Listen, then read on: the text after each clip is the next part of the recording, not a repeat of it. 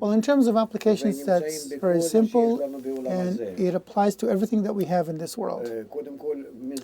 First of all, by studying the force that exists around our world, which is this kind of conclusive or inclusive force of nature, which is what we call God. But it's actually it's a physical nature force, but one that is higher than our own nature, because it is all about love and giving, and that's why we don't feel it, because we're opposite from it. But when we begin to come closer in our nature to that, and that's what Kabbalah teaches us, then we begin to employ that power on ourselves. It gives us a chance to permeate it, and then it's expressed in all of our actions, in the family, in education of children, in the way we perform our jobs, and in the professions that we study too. And I learned a lot of things through it, because we learn how this force kind of dresses in matter, how it acts in the inanimate, in the plants, in animals, in people. It helps us understand all of life's systems, political systems, economical systems, psychological ones, human relations, family relations, how to have a better education, where culture comes from. Say now, for example, now in my current visit to New York, I've met with psychologists, musicians. Just today we met Moby. Politicians, and people who really engage in every area of human engagement. And I find that I have a lot to talk to them about, and I see that I've got something to say to them, and they have something to add to me. And with my experience in all the places in the world that I've come to and engaged with people, we later on have a lot of work with people from all walks of life and fields of expertise.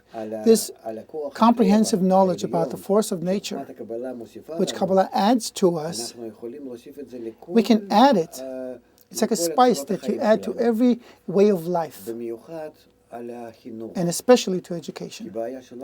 Because our problem is that if we could educate just a single generation in the right way, they would educate their own kids correctly in the right way. And Kabbalah explains how we can approach education in a way that brings them up as good people. And I'm very happy that actually precisely because of the current crisis that is affecting the whole world, people are finally beginning to be more attentive and to understand that the main problem is human education. To stop using our egos so wildly, like, for example, the financiers and all those who and I can see that it produces good results, actually. Let's hope that we will see our children and grandchildren having a better life as a result. Well, of course, our whole world should behave basically as it does. You just have to add a few corrections to it. Kabbalah says that before we have now come into this state in the evolution of our egos over the generations, and now that we've evolved to a state where we're all kind of closed in together. It's like cogwheels all tied together, working together. And that's the state of the whole world right now. And it'll be even more so. So as we need to learn what is a cybernetic closed system. What kind of laws apply in it? By which formula we have to manage our lives right now?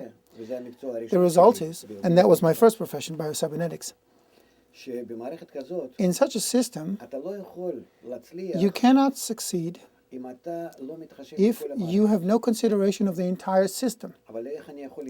But how can I be considerate of 7 billion people? It's very simple. What we learn from the science of systems, biocybernetics, and from the wisdom of Kabbalah, you have a very simple formula. Every person, every business in the world, from this day onwards, can succeed only on condition that it works without any surplus profit. Only what it needs to sustain itself in a kind of normal way. Only in this way can we move forward. I'm hopeful that at one time economists will understand it, and especially those who are in business, just because they won't have a choice. Because either we learn it out of troubles and crises, or we will see, using science and Kabbalah, both of which speak of the same thing. But there's a very basic, simple formula.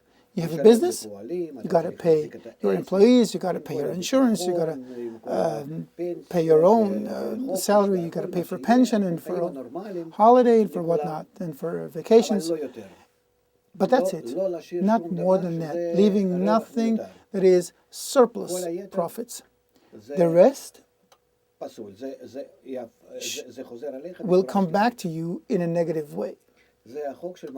That's the law of closed systems, which humanity today is kind of emerging into. And we're going to have to learn it in the coming years, and let's hope we learn it not out of troubles, but just by attaining it, perceiving it.